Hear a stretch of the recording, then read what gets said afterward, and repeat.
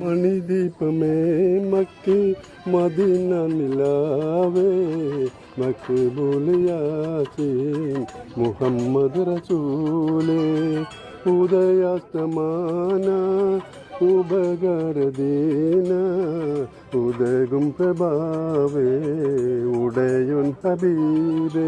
Saudi മാൻ എന്നുള്ള നിലക്ക് മുനീർ പൊന്നാങ്കടവന് എന്താണ് സംസാരിക്കാനുണ്ടാവും?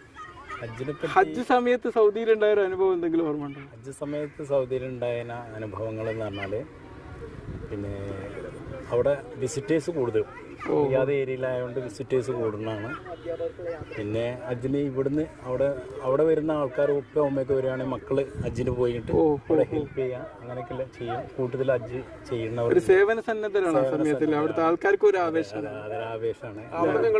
ഒരുപാട് പേർക്ക് ഭക്ഷണം ഇതൊക്കെ അവിടുന്ന് ഇങ്ങനെ ഡിസ്ട്രിബ്യൂട്ട് ചെയ്യുന്ന വരുന്നുണ്ട് അല്ലേ? അങ്ങനെയും വരുന്നുണ്ട്. അവിടെ കുറെ ഹെൽപ്പ് ചെയ്യാൻ കുറെ